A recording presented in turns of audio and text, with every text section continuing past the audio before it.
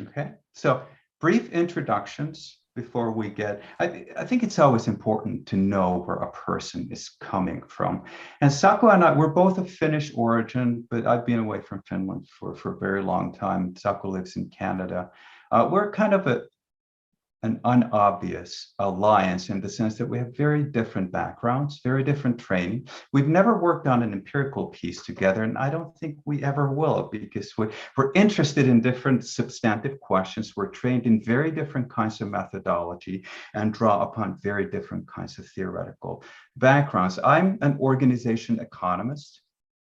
I look at issues like vertical integration, buyer-supplier relationships, contrast, governance. I'm also trained in statistics, so I'm also a statistician, and I deal largely with non-experimental data. So that's my background. Saku, would you like to say a couple of words about yourself? Sure, and good morning. Lovely to meet everybody. My background is informed by philosophy a lot, so that I guess explains what I do. That I did an undergrad and philosophy degree and an engineering degree, and then tried to figure out what to do with my life. And then org theory, the business school, kind of beckoned, because I could really use the philosophical method as I see to make sense of what people were telling me. And I've been looking into strategy process issues, strategy as practice, as at least used to be called in the UK, but then sort of extending into other organizational theoretical phenomena. I'm not a very typical North American scholar in terms of sort of, I don't have a very clear research program, so I tend to be driven by puzzles, and those puzzles normally are solved by either use of theoretical or then qualitative reasoning, broadly speaking. But yeah, I think Mikko and I we're both fascinated by critical thinking, and that's why we like doing what we do. Yeah, so we found a lot of common ground in the field of reasoning and argumentation, and probably one of the points in this conversation that follows is that maybe the distinction between qualitative and quantitative gets a little bit blurred, because I think we deal with similar kinds of challenges. And we're also going to argue that we all use the same reasoning tools: deduction, induction, abduction. No matter what you do for research, if we look at the way you reason, the chances are we will find a combination of all three. Okay, so even though we're substantively far from one another, there's a lot in the intersection of the two of us in terms of reasoning and argumentation. Okay, so Saku sent me this a couple days ago. This is an article by Gundula Bosch. It's a short one-pager in Nature in 2018, where she really, she's a molecular biologist at Johns Hopkins, but she might as well be an organizational researcher. We share this concern that we really should train our doctoral students to be thinkers and not just specialists, and the idea of putting the philosophy back into the PhD. Saku, would you like to elaborate on this a little bit? Yeah. Why did you send this to me? Because I saw it and I dropped everything I was doing to read it. So go ahead. Yeah, so I think there's a bit of as the PhD has become more prevalent, there are more and more students, and sort of it seems that it's becoming more and more of an industry. It seems that we often feel that we can somehow program the experience, and sort of in our efforts to help students, we often give them really bad advice, actually. Sort of we try to make them feel safe by suggesting that things are simple. And we sort of, we give them rules of thumb, and we get a lot of questions about sort of, what should I do? I actually have a saying. I teach a qualitative methods seminar at McGill, and sort of whenever a student asks me, what should I do? I always answer, you should do the right thing. and they're really irritated with me because that's a pretty, nasty answer, I suppose. But sort of ultimately what you do is your problem, and you should have a really good reason for doing what you're doing. But there's very little in methodology that actually gives you a clear-cut answer to what you should do. So you should be able to think, and that you should be able to reason. And I was just reading Karl Popper. Actually, Mikko and I were really inspired by this invitation, and we started working on new ideas as well. And I was reading Karl Popper about sort of what does he mean by deduction. And I was reading his book, Logic of Scientific, Logik der Forschung, whatever, Logic of Scientific Discovery. And I was like, there's absolutely nothing here that's helpful in what he says. That sort of, the way that he describes theory actually sort of in no way responds to how theory is made in my reality. But I guess that's not to say that reading Popper isn't helpful. Reading philosophy is helpful because it trains a muscle. So it gives you the capacity to think. And also sort of, I used to teach in the UK at Warwick, and I used to, visit a lot when I was living in Europe, and I would be in people's committees, and there was a trend. I hope that trend has passed now, but there was a trend that sort of PhD students wrote 10 pages of bad philosophy in their methods section, typically about critical realism. That used to be a really cool thing at some point. So there was like basically really, really abhorrently bad ontology and on stuff that people really didn't understand in PhD manuscripts, and very little about what they actually did in their studies, if it was a qualitative study. And for me, that category mistake there is that you think that philosophy can offer you nouns. It can offer you concepts or propositions that you can import into your study. But what philosophy, to me, it offers, and it offers to any PhD, whether it's molecular biology or organization theory, is verbs. So it offers a way of practicing thinking. And even though depending on if you read Descartes, I think the world has changed quite a bit after that, and we've learned quite a few things. Or if you read Plato, or if you read Popper, or any of the greats, you get a sense of how they try to figure stuff out. And while doing that, you're also practicing your own thinking. And ultimately, it is your responsibility what you're arguing. And methodology, it's a helpful tool. So, for instance, mathematics, analysis techniques in quant studies, they're really helpful tools once you know what they're using them for. Mm. But ultimately, what you make of those methods is up to your own critical thinking. And there's really no way out of that. Yeah, and we'll return to what what Popper can offer us. He probably can offer us prescription, and I think he knew that very well. And even the name Logic of Scientific Discovery, it's a wrong translation. The translation is Logic of Research. Mm. So anyway, so we wanted to show that this is a commonly shown picture, and I see some of you commenting in the chat box that this is misleading. Let me contextualize this. Mm. If I got a nickel every time someone asked me what my sample size needs to be, I think I'd have about $5.50. It's a very common question that you get from students, and my automatic answer is you need to figure it out yourself. Okay, simple answers to methodological questions are almost always wrong. Or if somebody's doing a multiple case study, they might look into Eisenhardt and okay, half a dozen. But if you read Kathy Eisenhardt's 2021 piece, she says very clearly that my method is not about the sample size. I've done multiple case study with 17 cases. One had 35 cases. So this idea that there is a simple answer to a question that requires careful contextualization is that's the point that we try to make here. And we're just going to be brutally honest with this. In the context of methodology and reasoning, any simple answer should at least be a red flag. You should at least take a time out and think, can the answer really be this simple? Okay, and then finally on the point of following,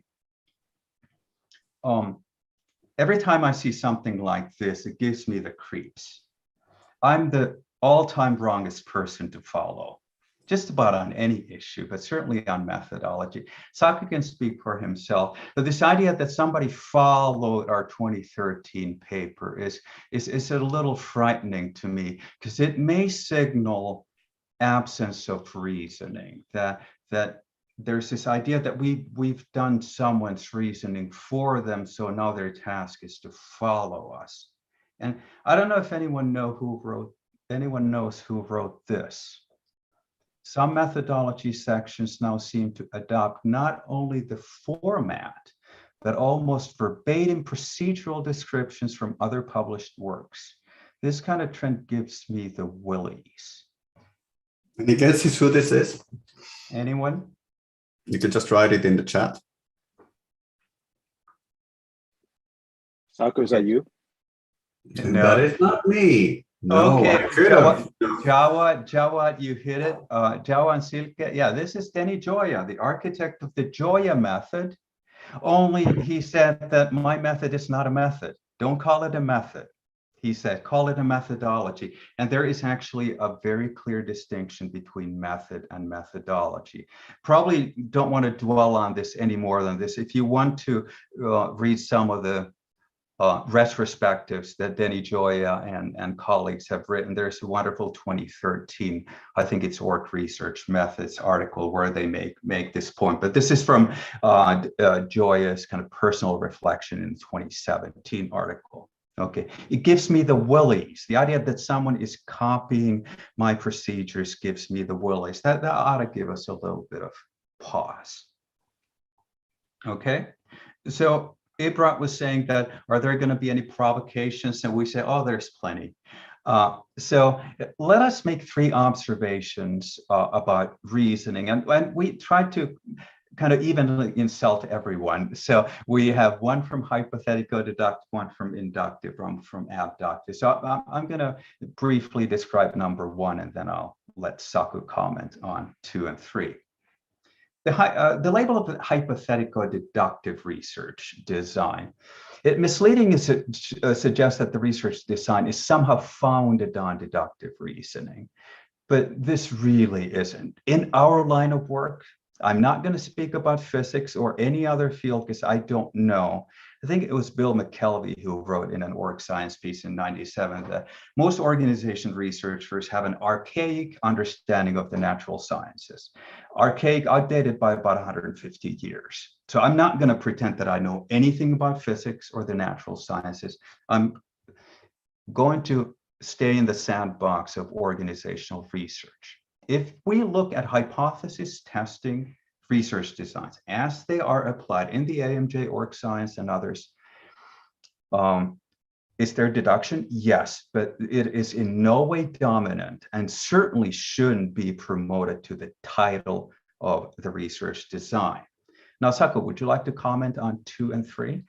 Yeah, and I'll start with the 1 as well, because, you know, for there to be deductive reasoning in operationalization, which is meant by the first, you know, typically the deduction is, and that's what Popper actually was referring to, that there are theoretical general principles from which you then infer deductively certain hypotheses that you're then testing.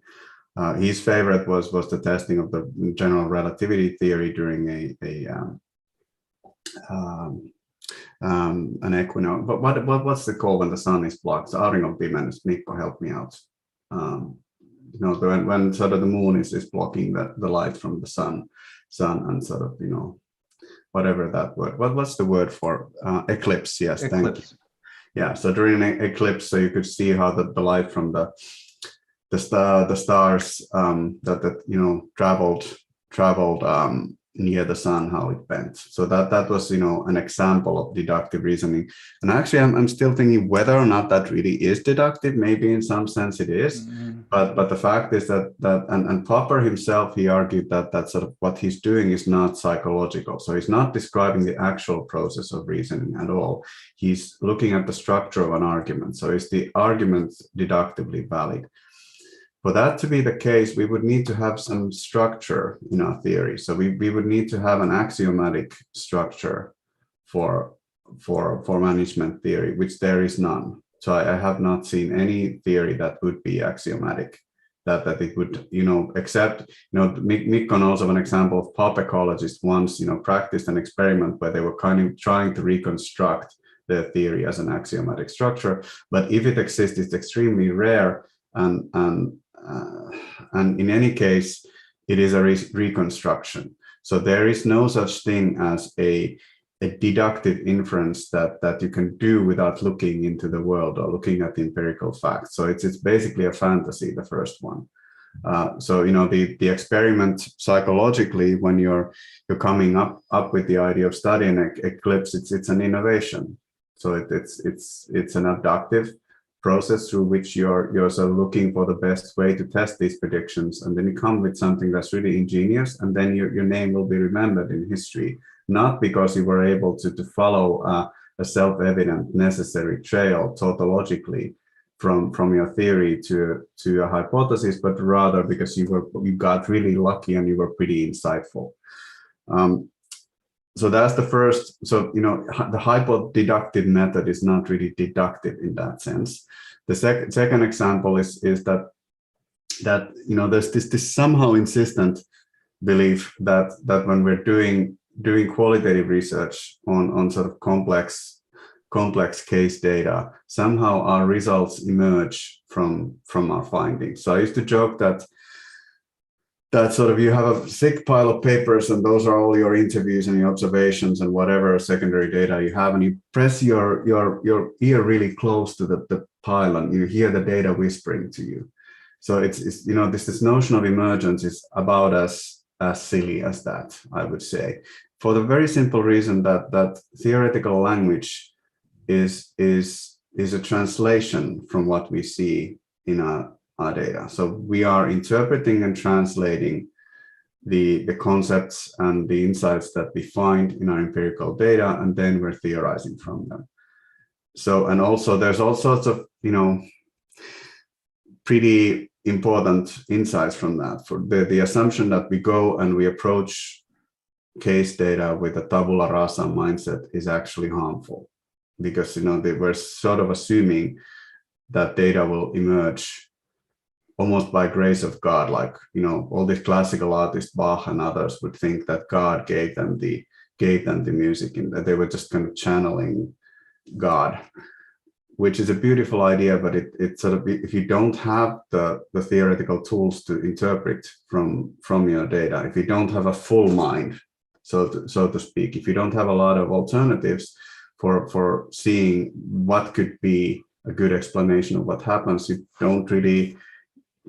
don't have anything. Then you will then theorize with what you got. It's a little bit like a jazz musician who hasn't learned their scales and modes and chords, and so then when they improvise, their language will be very, very simple.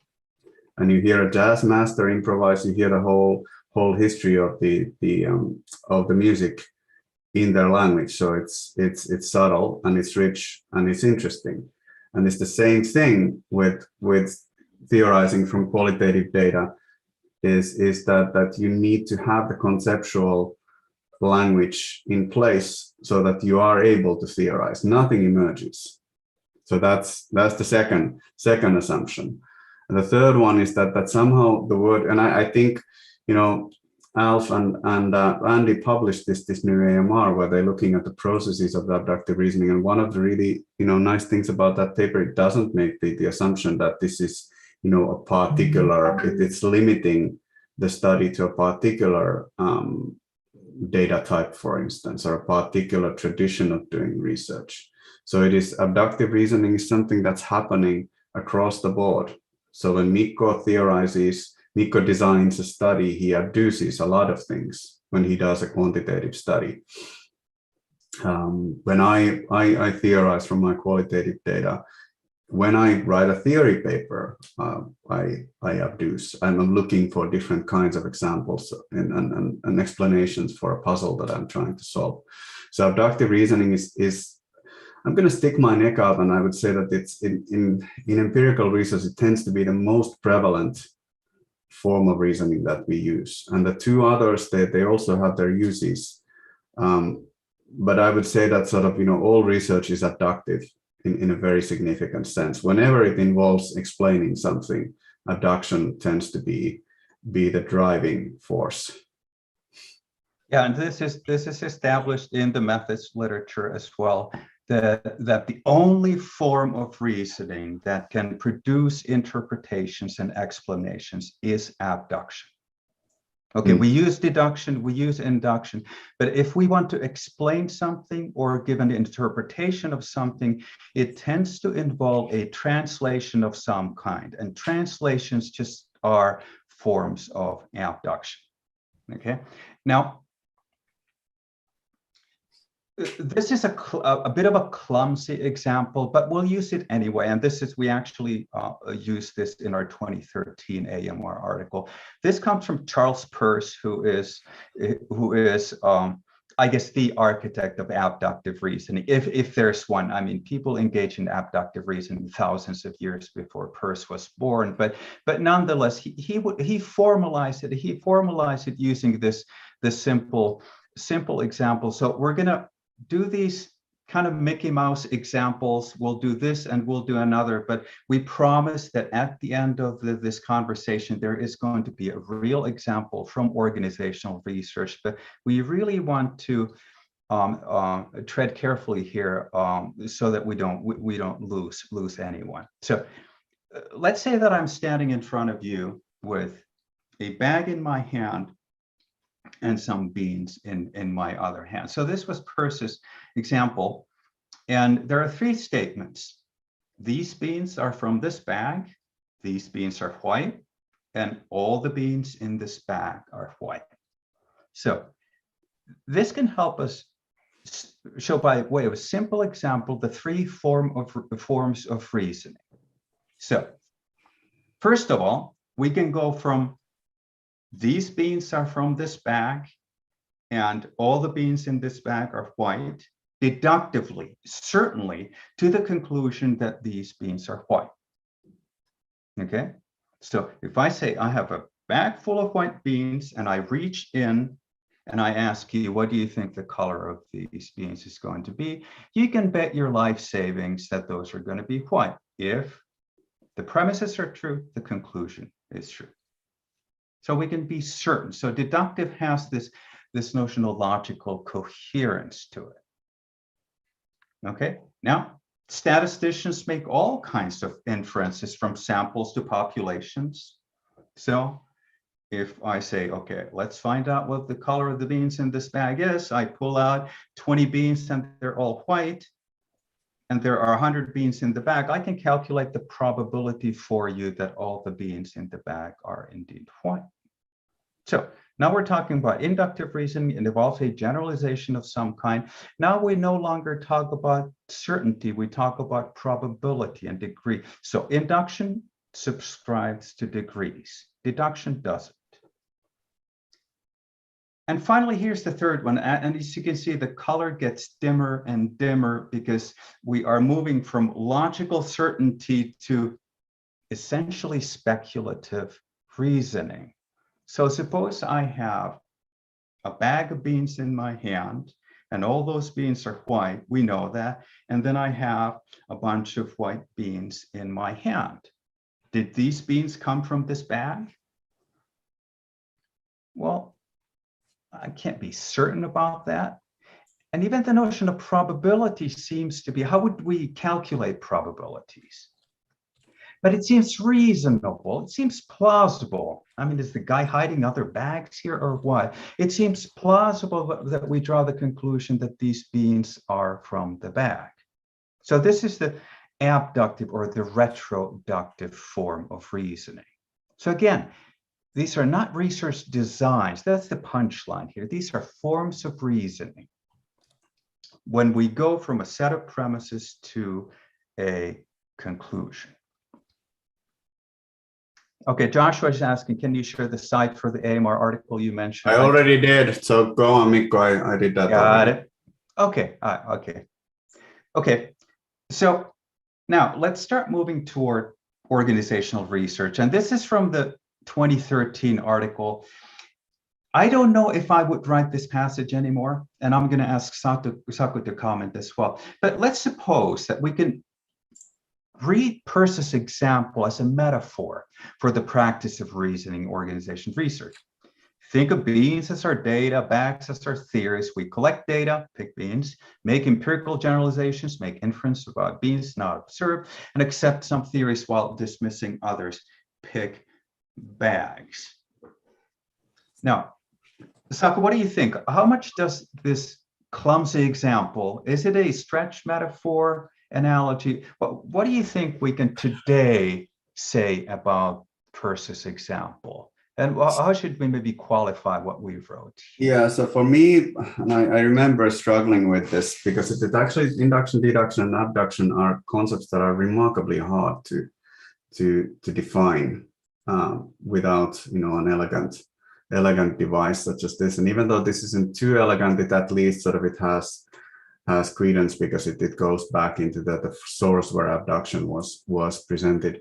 For me, this is an example of sort of, there are lots of bags, and where we're sort of, in a room, and we imagine ourselves being in a room and we're surrounded by a ring of bags filled with beans. And there's a bowl in the middle of the room which has beans of certain color.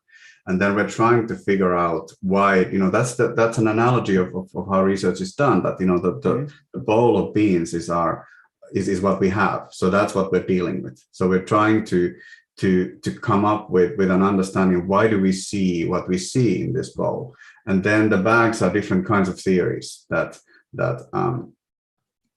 give us different kinds of answers. And what Peirce was telling us is that it was, much less about, figuring out the bags than actually sort of, working with whatever is in the bowl each time, and sort of gradually over trial and error and the design of better and better experiments, we sort of then come up with more and more stable theoretical explanations of the world. So when he was called a pragmatist, and the pragmatist theory of truth is often kind of banalized by saying that whatever works is true. It's actually a pretty profound idea that sort of the types of theories that are helpful in the practice of research, are deemed as true. But, also one of perhaps even more important than abduction, one of Peirce's heritage, or his heritage, part of his heritage is the notion of fallibilism, which is an epistemological position that we have to treat all the knowledge that we have as essentially fallible, that sort of, everything that we have can change in the future, due to further critical practice of research. And that actually, it's a pretty profound idea. It's not a skeptical idea, and it's not a cynical idea at all. It is sort of, saying that the knowledge, the most solid knowledge that we have of the world tends to be generated by research. However, none of that is going to be ultimately true in some sort of, atemporal sense. So that's how I view. I think the example is somewhat helpful, but I think that, it's not the best analogy. I wish that, but then again, it's, as said, it's 150 years old. Mm-hmm. Yeah. So to paraphrase Bas van Fraassen, we're trying to, the researcher is trying to find a home for his or her observations. And that home is some kind of a theoretical explanation or interpretation. But the idea is that one bowl of white beans, it can have many homes. So this idea of underdetermination of theories by data, that there are many bags that are coherent with the observations that we've made. So we'll return back to this idea in a little bit, but let's transfer from this slowly but surely again towards organizational scholarship. So the next thing that we want to talk about is the idea of inferring explanations. Inference to explanations, and then we will look at some variants of that.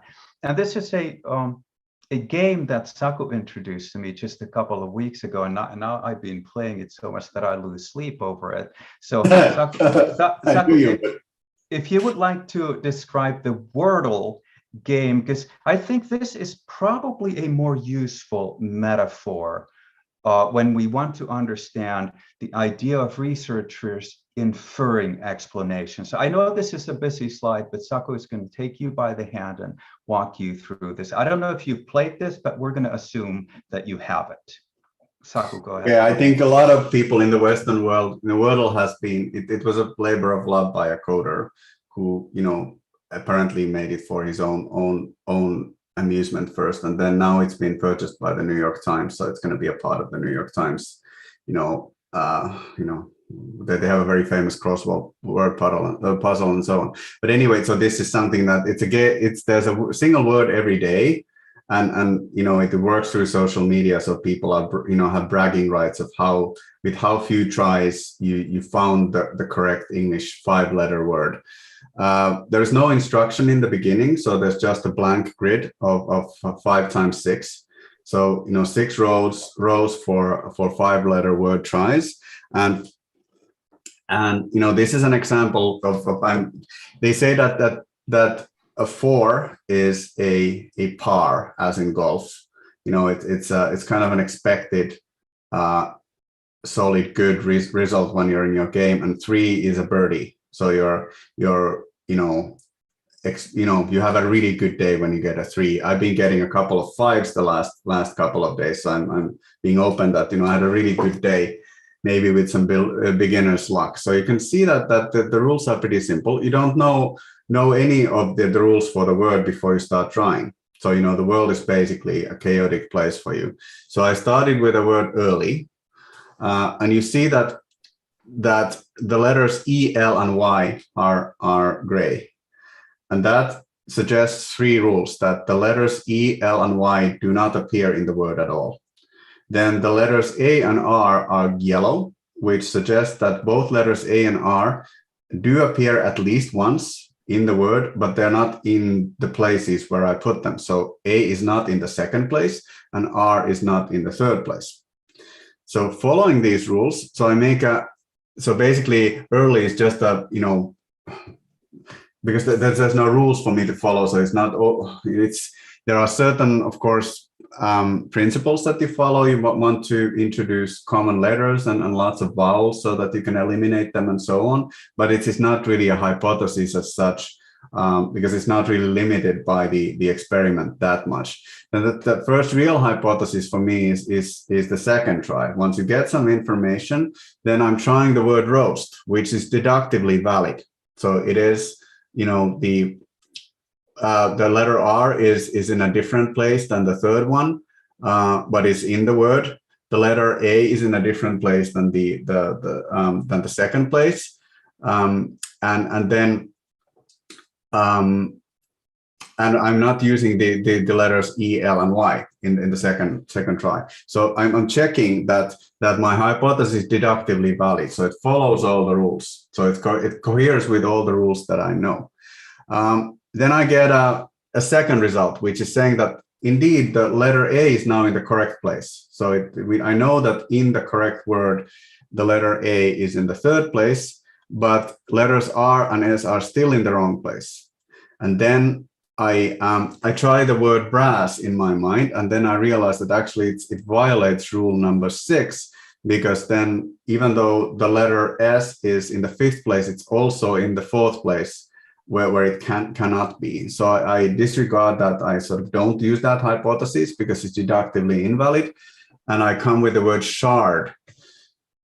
Maybe thinking about my background, my history in the University of Warwick Business School, that has a beautiful space in the Shard building in London, where you can see the Thames and Buckingham Palace and stuff.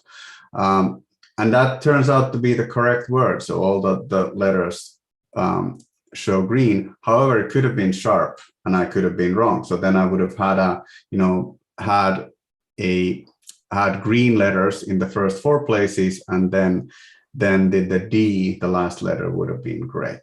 So what you see in this example is inference to an explanation. So what is the word that we're looking for?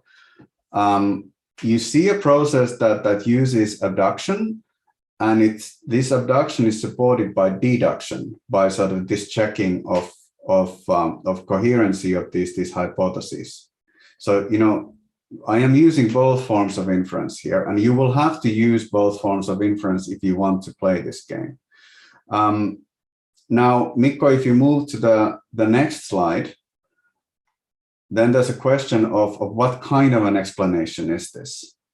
Okay, and before we take that, yeah. and Andy makes a very timely, good comment. Andy, would you like to turn on your video feed and your microphone and ask your question, kind of give us a little bit of background on what is motivating your comment? I was listening to your very interesting discussion of the bags that you have, and you pointed out that there are many bags in which you could have these beans. Mm-hmm. Instead of searching then for the singular, ultimate, quote, capital letter T, truthful bag, why not accept the possibility in a pragmatic way that there are multiple small t's that are each legitimate, and you have a pluralistic form of knowledge. There are multiple truths for any given question, and that's certainly empirically the conclusion of Randall Collins in his incredible tour de force that traces the global theory of intellectual change in the sociology of philosophies. It's a great, big, thick book like that, but it is a book that says over the years, since like 1000 or so in both the Western tradition and Eastern tradition, on average, there tend to be about 5 theories that are competing for a given question. And part of the reason is the need for small numbers, and the other part of it is the need for being able to deal with the constant expansion and contraction, or conflict and resolution among these different schools of thought. That's what I was thinking of here. Okay, so I think, Andy, we can give first of all, I think we're in a lot of agreement about that, but let's do the next slide, Mikko, and I think the next slide will actually talk about exactly this, because the question, so what kind of an explanation is Wordle? And Wordle is an analogy of inference to the only explanation, because ultimately there is just one word in Wordle. So for instance, had I written the word sharp in the previous example, I wouldn't have finished Wordle yet, because it was looking for the word shard. So I would have received a new rule that would have guided me to move forward. Actually, today was one example where I actually was compliant on many attempts, and it's just that I got the wrong word, and then I got a new rule, and so on. So it was so many green letters in a row, and that's really frustrating. However, this is not an analogy. So the inference to the only explanation, which is something that's presented to us by philosopher Bird, who was actually using Sherlock Holmes as an example, because Sherlock Holmes, Arthur Conan Doyle famously speaks of Sherlock Holmes practicing deduction in solving the murders, which he clearly is not using. So it is a form of abduction. So he's looking at cases, he's testing hypotheses, and there's further evidence, and he revises his theory. However, in the case of a murder, it's hard to imagine a situation where there wouldn't be, a single explanation of why the person died. We were actually, Mikko and I were talking about COVID, the origins of COVID, which is a, very, very complex causal set of events, but sort of we can imagine that when there's an historical event, then we can imagine that there is one explanation, the only explanation. Even Graham Allison's book about the Cuban Missile Crisis, which is famous for creating the multiple templates, you could, because it's a single event, we could at least, build a thought experiment where one of these explanations could ultimately turn out. If we had some kind of a Maxwell's demon type of a character, would have all the information in the world. So maybe one of these explanations is better. However, when we are moving from explaining a case into the discussion, what is this a case of? Then we actually are in a genuine situation where there are multiple explanations and each of them have something going for them. And then we basically run out of methodology. In this situation, methodology doesn't help us decide that we choose one of them. So from inference to the only explanation, we move to the problem of inference to the best explanation. And once you look at the word inference to the best explanation, the word best is actually a normative term. And there's Mikko and I have a favorite British philosopher called Peter Lipton, who passed away a couple of years ago. He used to be at Oxford. So he's talked about, inference to the loveliest explanation rather than the best explanation, which is, and Bird was actually reacting to his book when he was saying that, okay, there's a special case of inferring an explanation where there is one. And ultimately, it actually gets pretty close to what we call eliminative induction, where we're sort of, generating, midway hypotheses and eliminating them. Then when so Wordle is very close to that type of an approach as well.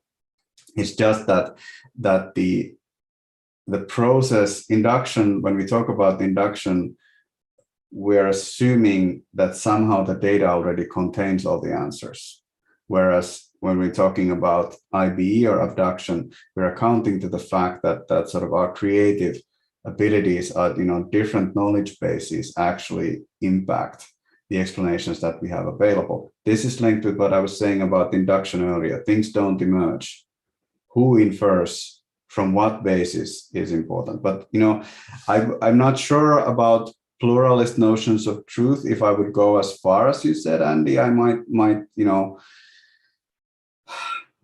I think we're perhaps, assuming more than we need to, but I would say that, what Randall Collins is doing in the book is basically, he's kind of, for me, he's building something that Thomas Kuhn started. This is this kind of sociology of science that we come together, we build, and actually this is something that Mikko and I and Jupp Cornelissen wrote about in our 2017 paper on analogies as basis of theories. That we come together, we form research programs, as Imre Lakatos dubbed them, and often they kind of clump together into bigger and bigger worldviews, and they offer, each one of them have something going for them.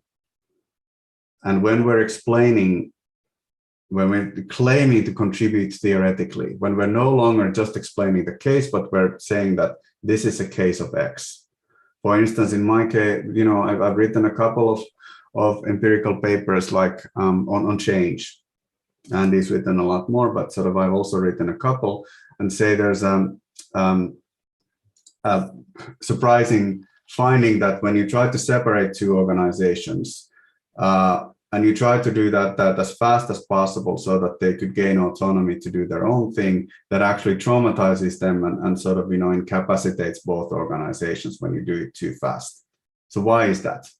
And René Wiener and I published a paper in the ASQ about organizational separation, where we looked through all sorts of explanations, ending up reading psychodynamic theory and Emil Durkheim, classic sociology, to come, to understand the concept of autonomy and independence, to pry apart the concepts of autonomy and independence, and then sort of, writing a story, building models around that. And sort of there's a lot of personal reasons why we ended up doing that. So for instance, I was going through a divorce at that point. So I was, my marriage was falling apart, and I was actually reading a lot of psychodynamic theory and sort of trying to figure out what was happening. So I happened to, and I'd read Richard Sennett earlier about Durkheim and others. And sort of, there are all sorts of personal reasons why that explanation was available. And the paper is called Conscious Uncoupling, which is about the divorce of the singer of Coldplay, Chris Martin, and Gwyneth Paltrow, who, so they divorced. So basically it has this pop cultural reference. So, a trained monkey wouldn't have come up with the same explanation of the case, but it's deeply personal, but we would argue it's deductively valid. So what we're claiming, and when you try to publish an ASQ, you're pushed very hard to be deductively valid. If you can sort of, you're not contradicting yourself in a sense, but it's not nearly the only explanation for why this NHS organization that was separated actually, experienced what it experienced. Somebody else, had Andy theorized about it, or Mikko would have theorized about, any of you would have theorized it, you probably would have written a different paper. Mikko, do you want to pick it up from here? Yeah, so what's the difference between best explanation and only explanation? So the best explanation is, this is the best explanation I can think of.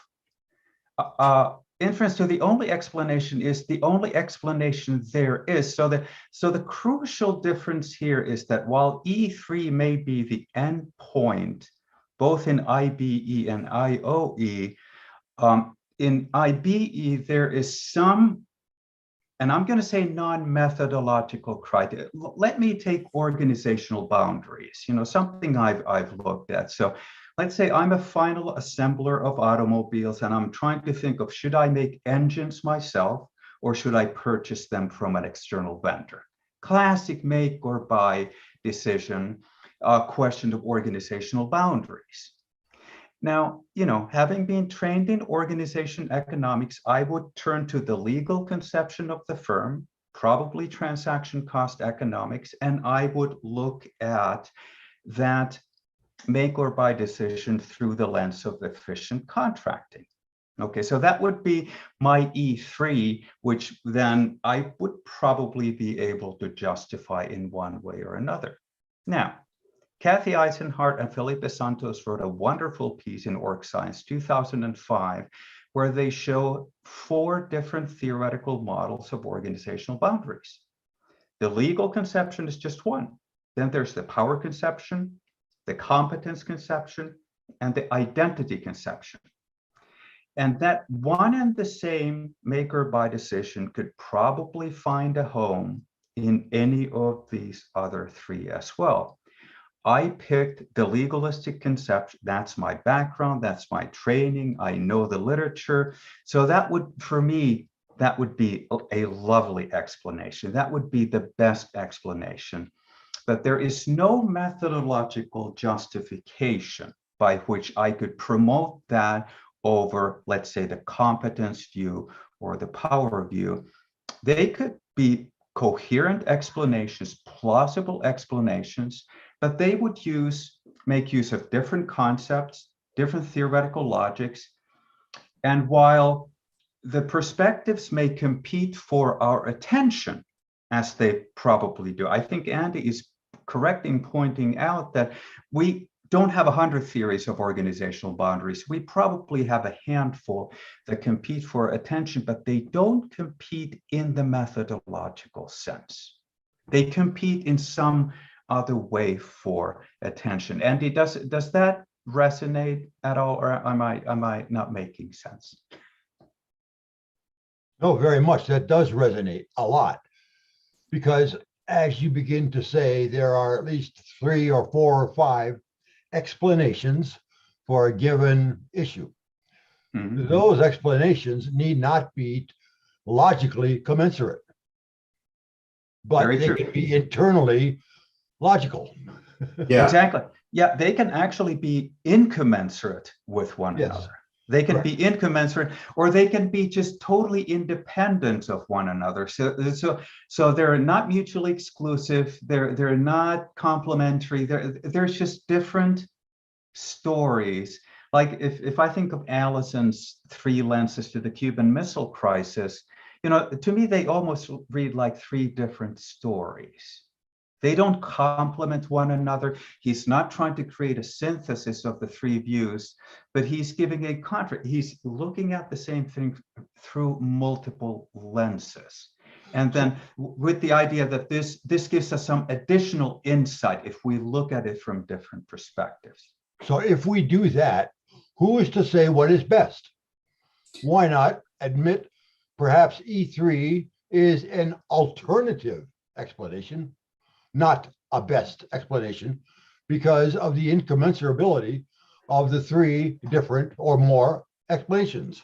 Okay, Andy, I would say that's a really great question, and perhaps also there's a little bit of a thread of relativism here. So we a lot we sort of end up then saying that any explanation is as good as another one, and I again. This is something that I would be a bit wary of.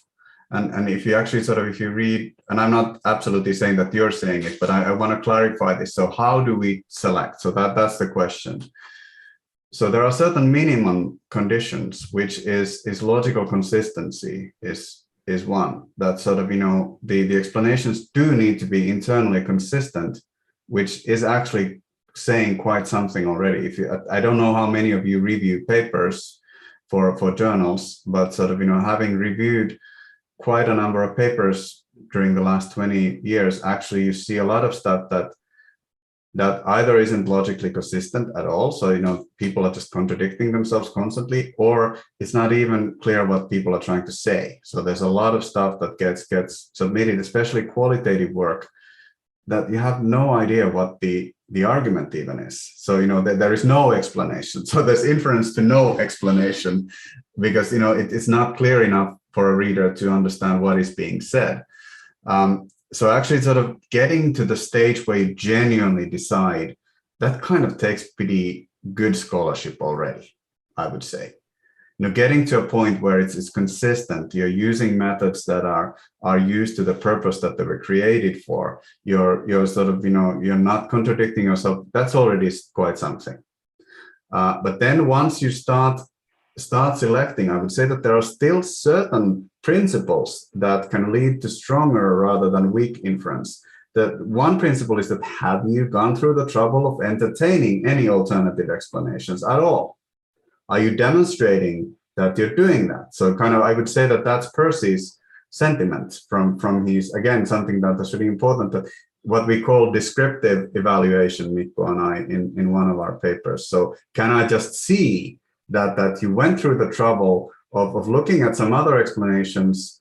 For me, that makes the inference stronger.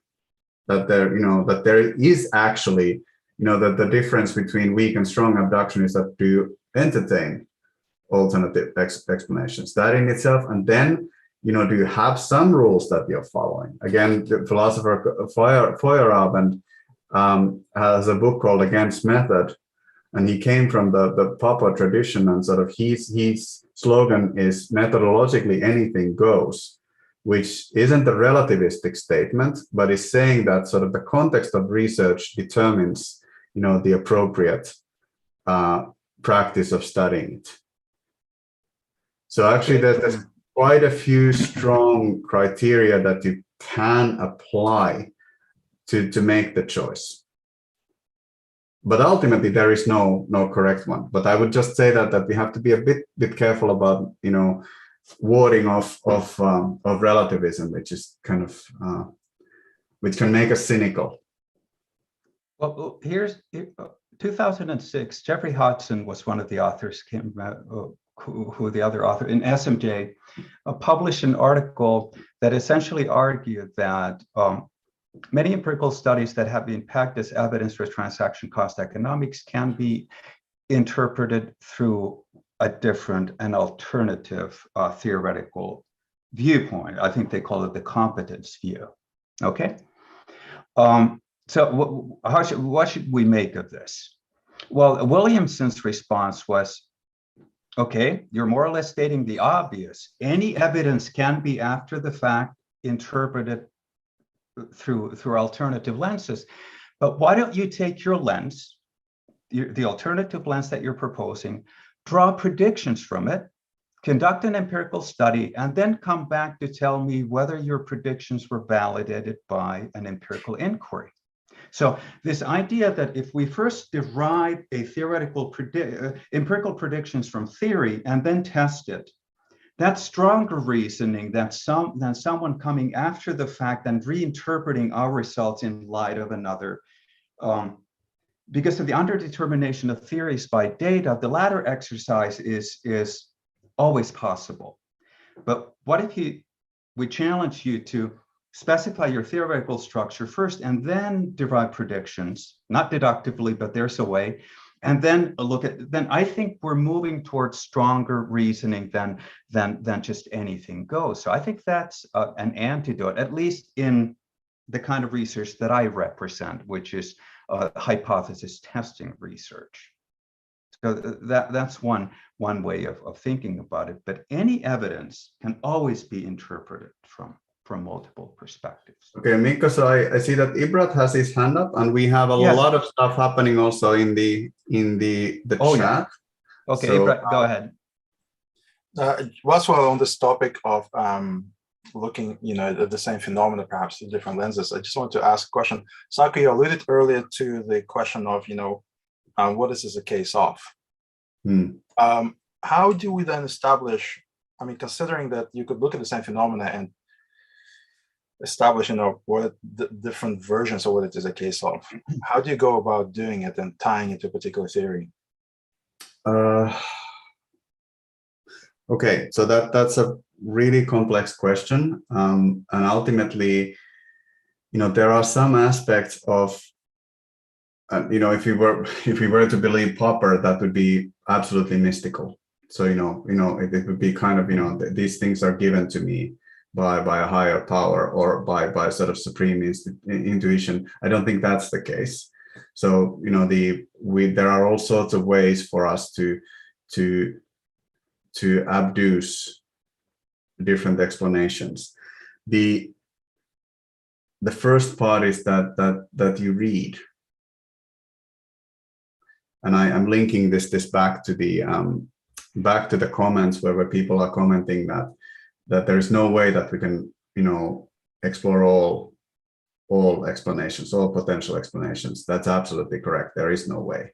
Literature is so big now that nobody can manage it. But the question, actually, this is something that Andy and Mikko and I are kind of working on exploring ideas of open science and sort of more collective processes of reasoning. Is that how is it that we cross-pollinate between people who know about different stuff to come up with stronger explanations? So how do we use the social processes of reasoning to actually sort of take an effort to, well, I don't know if you've read the Greenwood and Sotheby paper, Sotheby and Greenwood in ASQ, the rhetorical sources of legitimacy or whatever it was about, where they in the method section, that's the most honest method section that I've seen, where they explain a lunch that they had with a colleague from religious studies, and that the colleague from religious studies actually gave them a category that they hadn't thought of before, based on medieval philosophy. They were explaining their nascent findings to their colleague, and then so they got this fifth category there, and they're actually giving this example. They're opening up this anecdotal story to the reader, because that's a story of abduction. So that story of inference, the best explanation. So they went out on a limb to expose their ideas to somebody who was in a completely different field, and then sort of got a better model. And I think there are all sorts of things that you can do. It's just that you don't find those things in your typical methodology textbook. And I would say that there's a balancing act between humility, understanding that there is never a way for me to explore all the alternative explanations. And there might be something that if I were to find that, I would actually be happier with that than what I have available when I publish this paper. So there's that humility, that acknowledgement. And then there's also avoiding the mysticism that somehow these things have just appeared to me and I'm a genius. And I'm like Isaac Newton sitting under the tree, and sort of something hits me in the head and sort of eureka, that's sorry, I'm mixing historical narratives here, but sort of you get the idea that somehow, I am divinely inspired to get the best idea. So that's not the case either. So, you can go about working with your ideas, getting input, reading, and so on. So there's all sorts of things that you can do. I don't know if that satisfies you as an answer, but that's the best that I can do, I suppose. Thank you. Let me pick up on, I'd be careful with using casually the word phenomenon. There is no phenomenon without interpretation. So if you read Allison's work on Cuban Missile Crisis very clearly, you will see that when he invokes the three different perspectives, he invokes different kinds of data, different kinds of events, and different informants. So we might ask, are these three actually, so Cuban Missile Crisis is not a phenomenon. It's an umbrella term for about 13 days of very strange things. We still don't know today what all things happened, okay? So I'd be careful with saying, are different incommensurate theories trying to explain the same phenomenon? I think that question may actually be misguided because we assume there's a phenomenon independent of theories, and that just isn't the case. They're just like there is no pure observation. Every observation is theory laden. Okay, I see that we're being a little time challenged here, so let's move on. I want to get to, I promised we'll get to the real example, but this is great conversation, and I can see that the chat box is just lighting up. So I think Saku and I are going to spend a couple hours doing a podcast after this. We will take a look at everything that you wrote, but let me get back to this question of IBE or IO. So inference to the best explanation versus inference to the only explanation. And as much as I love Sherlock Holmes and his books and listen to them at bedtime, it seems that this inference to the only explanation is a priori infeasible in the practice of organization science. Why is that? Now, this is actually from Alexander Bird. Bird is a philosopher at Cambridge, Oxford. IOE would require that there are facts sufficient to refute all explanations bar one. And I think both our conversations with Saku and Andy's comments speak to the fact that this probably is never feasible. Refute all explanations bar one, especially if we're no longer trying to explain just an individual case, but answer the question, what is this a case of? As in the make or buy decision, a transaction cost theorist would say, this is a case of efficient contracting. Okay, but people who make that claim are not suggesting that they're refuting all explanations bar one. No, they're picking a paradigmatically lovely, if you will, explanation. Okay, so, and actually, even going back to the Wordle game, it's ultimately not inference to the only explanation, but inference to the best explanation. So Saku gave a personal account of how he came up with the word shard that turned out to be the correct answer. So when he showed me, I said, why didn't you say sharp? Because it would be consistent with all the known rules. But Saku got it right with serendipity, because he found a word that just happened to fulfill all the rules, both known and unknown. Well, this is a stretch. This is where the analogy with organizational research collapses, because there is no one word. We simply have to agree that, okay, sharp is good enough. Shard is good enough as well. So just to interject, so if you have 6 choices, the realities of English language tend to be that in almost any case there is not a single word, even though the program is assuming or sort of expecting a single word. But with those parameters, there's no surefire way to find the right one. I guess that's what we're saying here.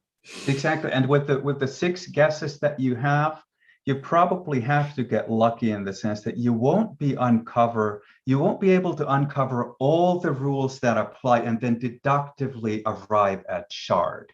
I think you'd need more than 6 guesses for that. But I think this is a more accurate analogy with what we do as researchers. But then in the peer review process, we need to convince the peer reviewers that shard is a plausible conclusion here. Not to deny that there couldn't be others, but this, I think, is a more accurate depiction. And this is what Bert says, that, these considerations of loveliness, paradigmatic theoretical loveliness, start creeping in when evidence is insufficient for us to carry out an IOE. That's when, so IOE is kind of limiting case of IBE. I believe that's what Bert said. But just look at all the rules that are being followed that have nothing to do with the rules that were given on the slide. If you thought of an obscene word that was consistent with the rules, you probably wouldn't write it in because obscenity is not lovely. Okay, so you do observe other rules as well, and many of these rules may be rooted in your own background, your professional expertise, and the cultural context. So this is when you're still reasoning, but you're not just reasoning in light of the rules of the game. There is also something else going on. Saku, would you like to, you know more about Wordle than I do, but as we're trying to bridge this to the practice of organizational research, what merits attention? I think the question is that when we think about loveliness, what are the epistemological virtues that we value at the end? So what is it that, there was a talk about simplicity in the beginning in the chat, and sort of how simple explanations, and Occam's razor, which was about you shouldn't assume more theoretical entities than absolutely necessary. And we have all sorts of aesthetic principles that we apply. Then again, sort of, for instance, in the study of ethics, there's a I think a very valid critique that sort of simple explanations actually sort of, are detrimental for us understanding moral reasoning, for instance. That actually sort of, for us to have a rich value set, founded on different kinds of virtues might be a better way to go about, understanding ethical theory than this sort of notion of sort of coming with a simple universal rule as the Prussian and Scottish Enlightenment thinkers would have us do. So in a sense, for instance, I think that's a good example. So simplicity, we often value it, but actually in some cases, it might actually not be a good way to go around. And, I'm fascinated and envy people like Mikko who do statistical research really well and sort of get to choose that, if I add this complexity in my model, I add one mediator here, and sort of actually I see that I'm explaining more of the variance that if I didn't, but sort of you would have a really cool, simple model without it, and it still explains quite a bit. So how do I choose? So is that we have a Bas van Fraassen, philosopher of science, would say that it's always about sort of explaining the most. So it's about sort of empirical adequacy rather than any of these principles. But in practice, people choose otherwise. And if we think about the impact of our research, we're not going to be explaining nearly all of the variance anyway. So do we want to give an elegant and simple explanation that explains slightly less than something that explains slightly more but is uglier? So so these are, but again, what I would really underscore here is that you get to this point only after pretty rigorous research. So it's quite hard to get to the point where you get to choose. So there's a lot of, just basic consistency in how you practice empirical research, just not contradicting yourself, that you have to get through before you. The wordle is actually not a bad example. There are lots of words, you have to actually have a word that makes sense, that fits the rules. And sort of, every morning when I do it nowadays, it seems that, just the process of sort of yanking out these words, I get a lot of them that don't fit, that I have to give up. And that process is actually really, really important as well. Mm-hmm. Yeah, and I would say that at least in quantitative research, so empirical statistical research, to me, it seems like the vast majority of researchers prefer complexity over simplicity. So if the R-squared goes up in your regression model, it's always a good thing. So you throw in those nonlinearities and interaction terms, and you're happy to see your model become empirically more adequate in that it explains more variance. And we have no trouble adding, Saku, you said ugliness, but complexity to our models if that gives us more explanatory power. So I would say that those who use statistical models don't care about simplicity at all. Okay. I think they care a little bit about it. Sort of, I would put a qualifier there. I think everybody cares a little bit about simplicity. Okay, I've seen by and large people adding complexity to the model. Hey, this explains more. This explains more. Okay. So, but what is this a methodological principle? No, it's a virtue. Was it Lycan wrote about epistemic virtues? Simplicity is an epistemic virtue. There's no methodological reason for preferring simplicity. Okay. I think Newton says that the nature loves simplicity, but that was in Principia, I think. That sounds like a painfully amethodological argument to me, that nature prefers something. We kind of have to figure out what we prefer as researchers. So, and parsimony in modeling, it's not a methodological principle, it's a virtue, epistemic virtue, and we have to keep that separate.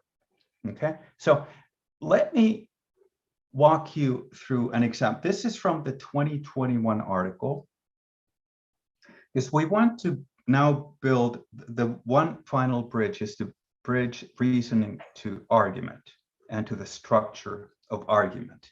So let me describe to you an example of IBE in action in organization science. And the question, how do we interpret firm behavior? So here's a question.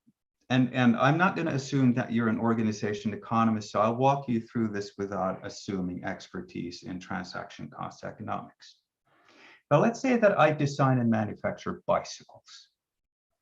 And so once I have designed and manufactured those bicycles, I sell them to Saku's firm, who does the retail, the wholesale and retail. So I give up title. Saku has title. They still bear the Ketokivi brand on them, but they're now in Saku's possession and on his balance sheet. Now, can I tell Saku at what price to sell those bicycles and where he can sell them? So here's actually a classic question from the 1960s that gave birth to transaction cost economics. So this is the theoretical question. What explains the use of what are known as vertical restraints? So when I tell Saku, you know what, I know you want to sell these for $100, but I'm going to force you to sell them at a minimum of 125, because these are high quality bikes. I shouldn't say one, I should say 1,000, 1,250. So these are really nice bikes. I want to protect my brand. I'm not going to let you sell them even though you own them. I'm not going to let you sell them for less than a 1,250. So I'm exercising vertical restraints in the supply chain. And this is the question that Williamson asked in his Economic Institutions of Capitalism. Now, if we observe that a bicycle manufacturer actually does this, what should we conclude? Are they up to no good Am I trying to build a monopoly position? Am I trying to restrict competition? Am I essentially engaging in anti-competitive abusive behavior? If I am, I should be spanked. But if I'm just trying to protect my brand, I want to make sure that those bikes are sold, at the price that they should be sold at and at reputable locations and so on. So, and this was indeed the question that was puzzling the Supreme Court back in 1966. So Schwinn, a real company, was doing exactly what I just described. It was selling its bicycles to companies like B.F. Goodrich, who would then sell the bicycles in their retail networks. But Schwinn would dictate. They would impose these restraints on the price and in the territories where they could sell, and so on. And I'm going to present you the two arguments. So these are both kind of theoretical structures that are trying to make sense of Schwinn's decision. How should it be interpreted, and what are the ramifications? So there's no disagreement on the facts of the case. Schwinn implements vertical restraints in the supply chain.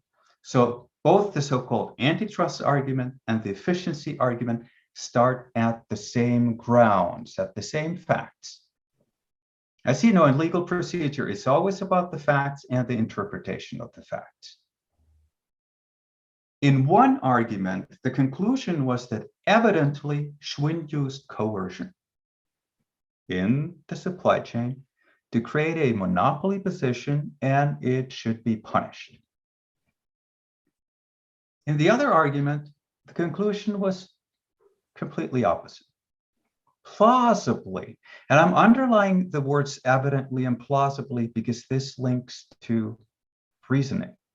Stephen Toulmin, the British philosopher, called these qualifiers, and qualifiers are essential parts of our claims. So we have two claims here. One is that Schwinn was up to no good, and the other was that Schwinn was just trying to contract efficiently. It was trying to protect a high quality brand. And therefore, that's why it engaged in these vertical restraints, which is benign. So now the question, this is not just an academic question. This is a question, was Schwinn doing something illegal or not? Should it be punished or not? Is this kind of behavior more generally punishable or not?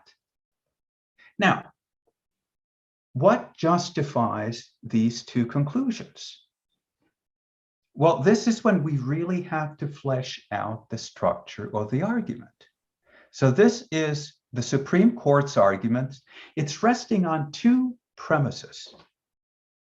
And I'm not going to go, this would require some more technical detail on industrial economics and org economics, so I'll just waltz through this.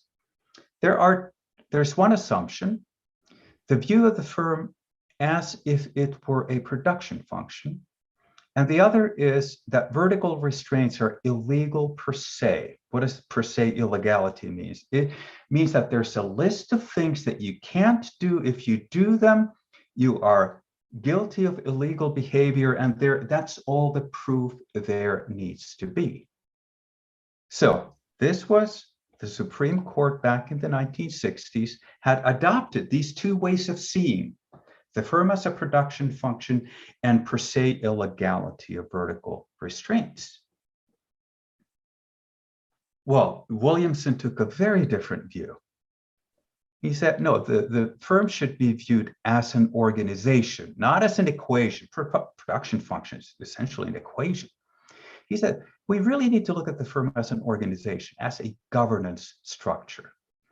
And instead of just ascribing illegality to vertical restraints, why don't we acknowledge that the function of vertical restraints is what is now in just about all strategy textbooks called coordination? Okay. Now, then the next question is, well, where do these premises come from? Well, the antitrust argument, restaurant, this is a bit of a simplification, but I think this is accurate enough for the illustration. well, the theories of industrial organization stand at the foundation of production function theorizing, and then legal interpretation, history, and precedent lay the foundation for the idea of per se illegality. Whereas the foundation for the efficiency argument lies in what's now known as transaction cost economics and firm level theories, not industry level, firm level theories of governance, which started back in the 1960s. And now let me just give these labels. We have grounds, claims, warrants, backings, qualifiers, and then we might think of the efficiency argument as a rebuttal of the antitrust argument. And this terminology comes from Stephen Toulmin, his wonderful book, The Uses of Argument, originally from 1958, updated in 2003, merits reading. It's really been an eye opener for me, and Saku and I have referenced Toulmin's work, applied his framework on multiple occasions. Okay, so that's the story of Schwinn and the introduction of the Toulmin model to explicate the structure of an argument. And now, Saku, do you have any observations or questions or comments? So I think the key thing here, and we have 3 more minutes in the official timing. So I would say that what we have to understand here is that we need to take one step further from the Toulmin model here, and in particular the interpretation of Schwinn, because our task in most research isn't to interpret what happened with a single company in a single court ruling. Really, sort of the theoretical contribution here is really the emergence of transaction cost economics, which basically creates a new analogy for understanding what a firm is. Precisely. Precisely. So the key question here is, what is this a case of? Exactly. So the case of transaction cost economics in action. That's why it's interesting to hear this example. And really, the antitrust argument, this is basically, it takes us back to Adam Smith and the pin factory, the production function idea, and the virtues and legal principles, I suppose, go all the way back there. Division of labor, labor competition, all these ideas on how we govern markets. And then we see the emergence of what in contemporary terms is viewed as corporate strategy, or sort of vertical integration. All these sorts of things, different types of thinking emerge from this idea. So, but it really very often, that the fact that we can explain what happened to Schwinn is only a kind of a step in the ladder of then the task of theorizing. So what is the case of is the question that perhaps we should end with. Absolutely. And Williamson is not saying that he knows what happened in the case of Schwinn. His argument was that antitrust rulings are so consequential. His quarrel was with the qualifier evidently in the Supreme Court's conclusion. And he's not saying evidently Schwinn. No, he said there's another plausible explanation. And because antitrust rulings are really consequential, let's be sure that we have considered this more broadly than just from one point of view. And his argument was maybe this should be interpreted as a case of efficient contracting. I know we're out of time. I'm happy to stay longer. I don't know, Ibra, what's your suggestion? We got. I think we still have lots of people in the room, and so if you're happy to carry on, I'm very happy to. I'm enjoying this, so thank you. Okay, so this is being recorded, so if somebody needs to leave right now, we'll thank them and we'll keep on going, but this will be on YouTube, I assume, at some point. And so why don't we just keep on going? If you need to go, you can catch the last half hour then on YouTube, and there may be another podcast, and I know there's a lot of comments in the chat box, and we still have a couple slides here to show, but we're almost done with our story.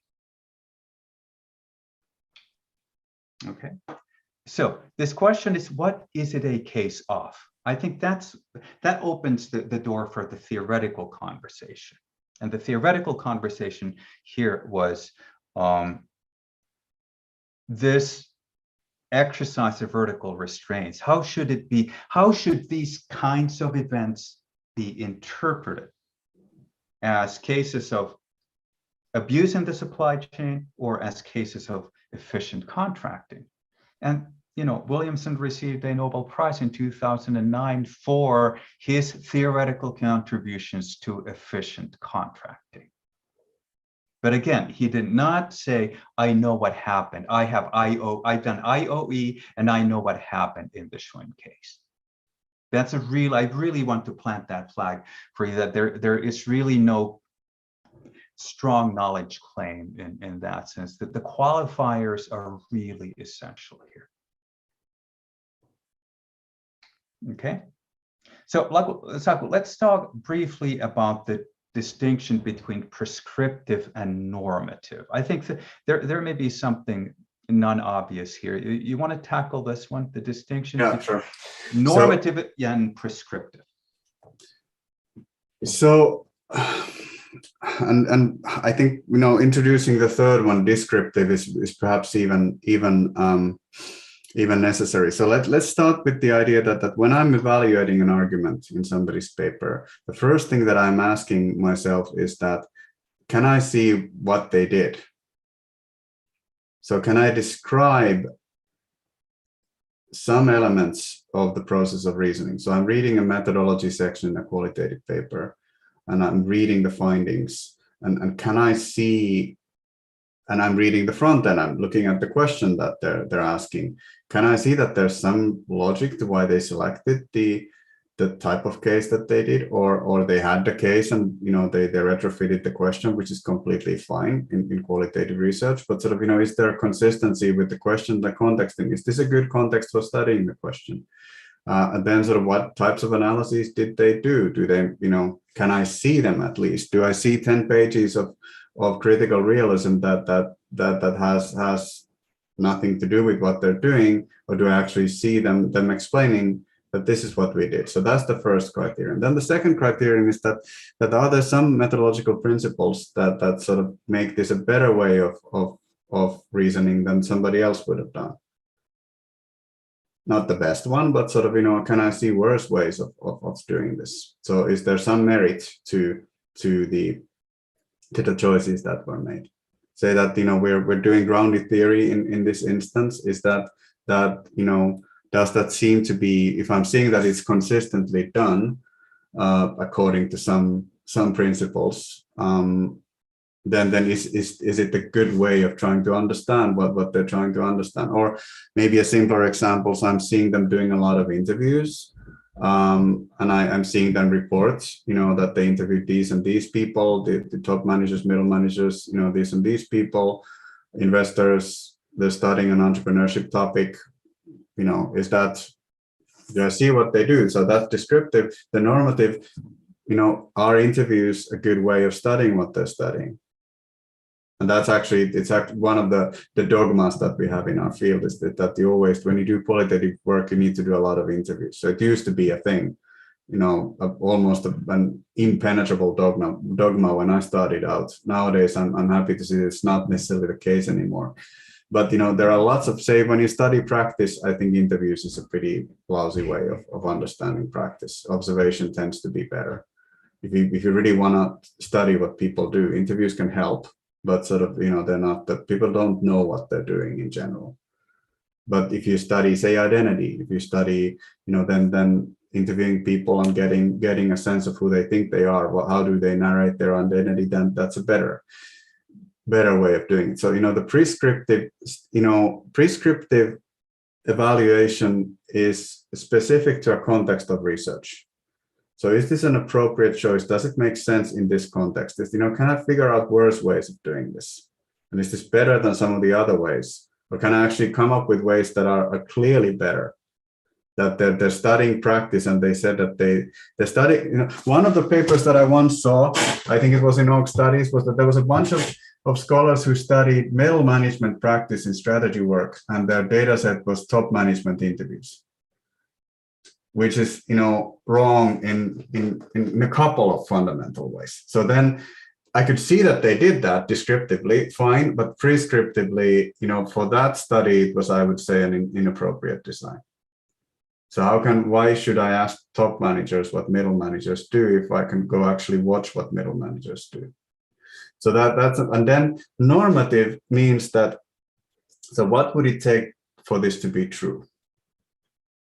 Which is actually a very, very heavy question. And it's kind of the background philosophical assumptions that we're making about knowledge. Oftentimes we don't really do normative evaluation at all. So we end up kind of leaving the normative stuff to big guns in conferences, debating it out on sort of how we should do research. So for instance, introducing Popper to the equation says that, he solved the problem of induction as he claimed by his deductivist design. That would be a normative argument, which has been proven wrong. So it has been disputed seriously, even in philosophy. Does that answer the question, Mikko? Yeah, we usually make the distinction between description and prescription. That's usually, so transparency versus, are you clearing some methodological hurdle, or, are you doing a rigorous job? But then this distinction between prescriptive and normative, I think it is central. And again, let me venture into statistics for a little bit. If you work with observational data, you probably run into the idea of the endogeneity problem, where the exogenous variables in your model are actually endogenous. Now, there's a really long and detailed conversation on what it would take to solve the problem of endogeneity. But even in experimental research, you can't solve the problem once and for all. So what we need are more reasonable prescriptive criteria. If we take the normative as prescriptive, point number 2, that can only be satisfied by hypocritical writing. And there's plenty of hypocrisy in the published literature on how authors have solved the problem of endogeneity when they really haven't. So if we take the normative as prescriptive, we force researchers to overplay their hands, which is never a good idea, because that ultimately, I think, threatens transparency. Another example, I think, is that the people who are doing case-based research kind of have the expectation that you should be as an innocent ethnographer studying a strange tribe that has absolutely no impact on what it is that you're studying, because you're just a true peripheral participant who doesn't influence things in any way.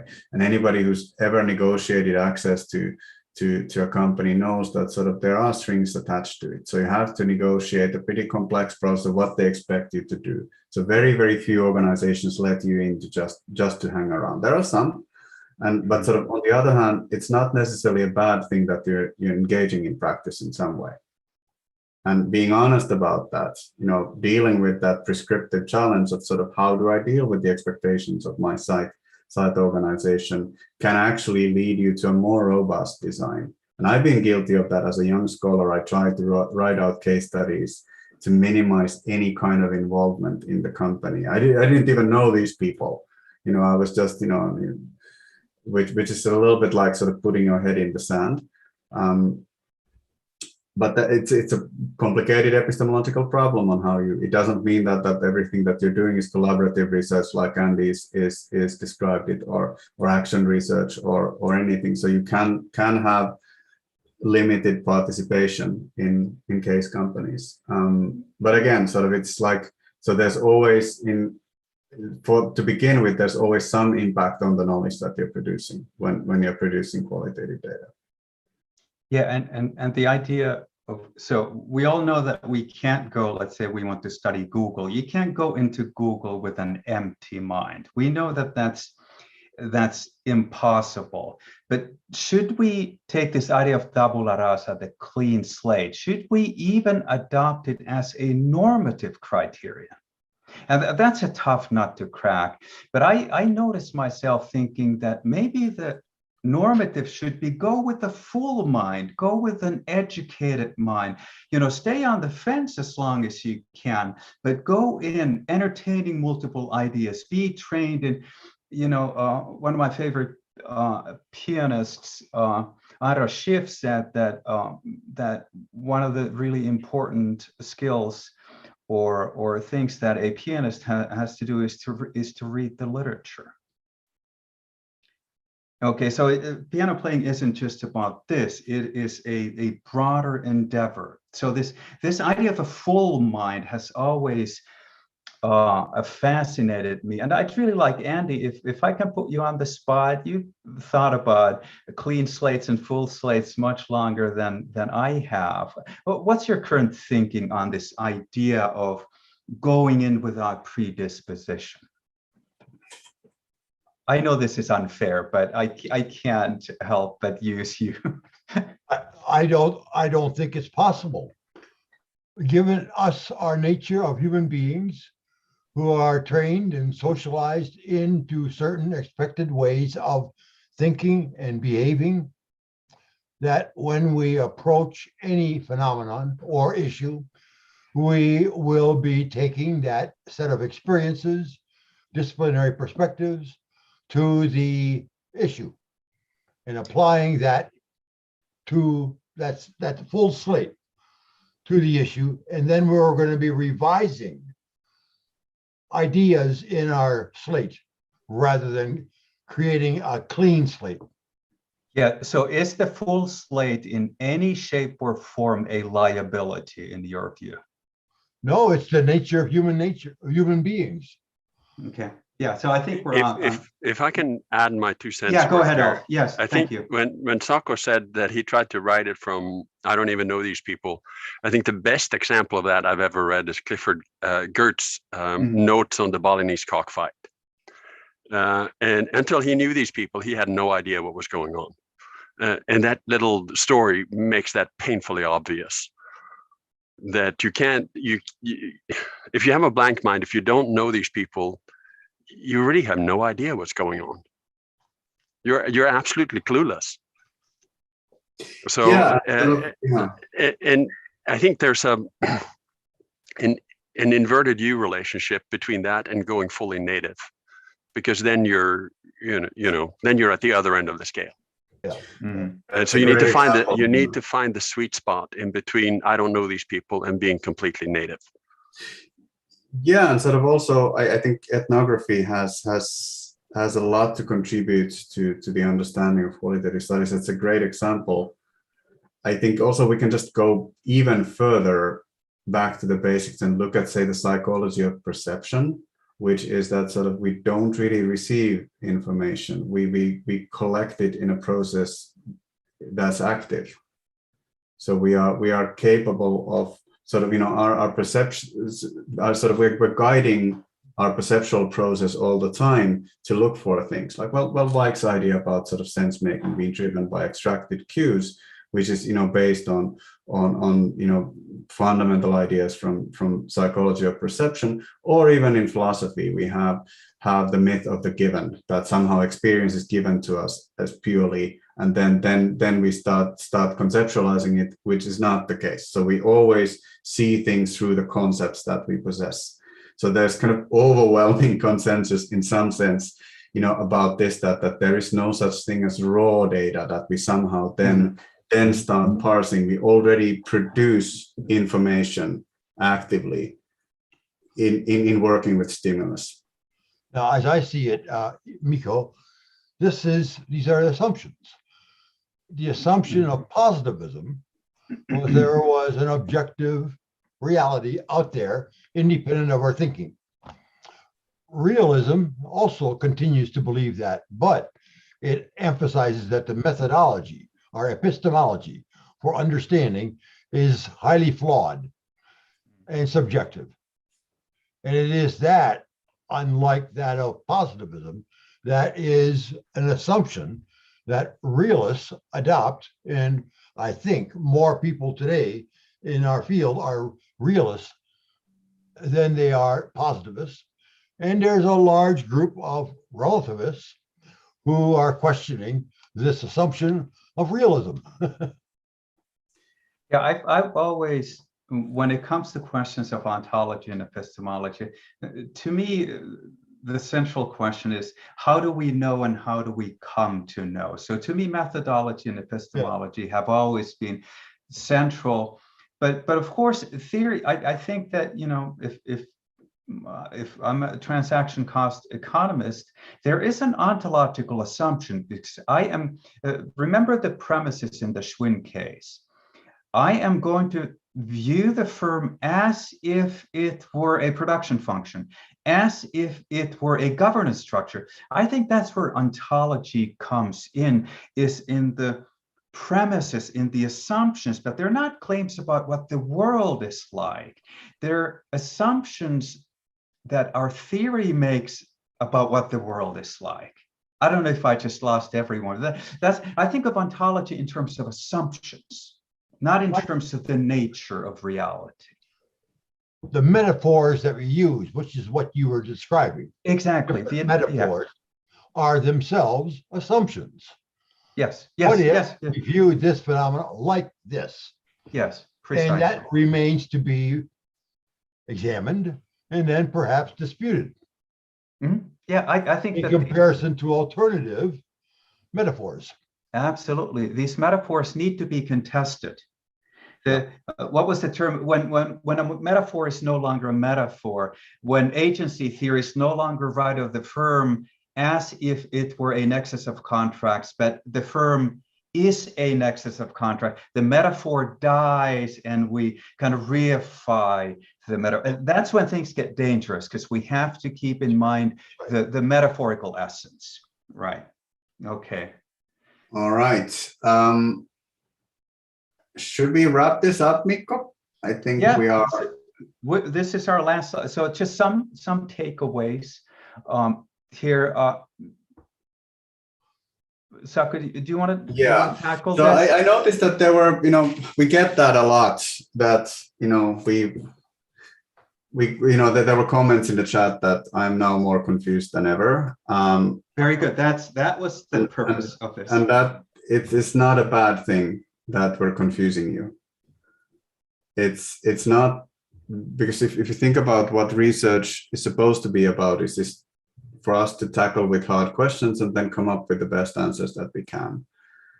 And I think there's something really toxic about the search for help in the wrong way. That we seek, how is it that we're going to get published? How is it that we're going to get tenure? How is it that we're going to make it? And that's a very human form of anxiety. We all want to survive and we all want to flourish. But ultimately, the business that we're in, good research ultimately gets published. So we have all sorts of political constraints and biases, and sort of there are all sorts of sicknesses in the system. But ultimately, really, it's hard to publish bad research, which contradicts itself and it isn't clear and so on, which isn't well thought out. So ultimately, we're here. I think Henry Mintzberg, my colleague and old friend and my intellectual hero. So he once was interviewed for the Thinkers 50, for he was selected as a top management thinker, and he was asked the question by a journalist, sort of, have you always tried to be the best? And Henry said that no, that it's not much of a goal. I've always tried to be good. So I think trying to be the best is to get into AMJ, which an ASQ, and it's important, of course, for your careers. But it's a side product of practicing research. It makes very little sense to be in this business otherwise, in this endeavor. And the endeavor is that there really is, so the rules that you follow, they tend to be contextually deep. And doubt, as the two Karens, Goldenberg Locke and Martha Feldman, have reminded us, doubt is actually a good thing. So doubt is generative. It helps us us push ourselves towards better explanations. And I think what we don't speak nearly enough about, and which is something that Andy and Mikko and I are thinking about, is sort of what are the social processes that we could engage in to come up with even better explanations. I've also published a paper on open theorizing with Samuel Farage and Paolo Leone in the AMR, which starts to look into that question. But yeah, so there's nothing. Don't follow us, please. Whatever you do, don't follow me. I might be ending up in a ditch. But just you can follow me to my next yoga class, which starts in 9 minutes. But don't follow my research.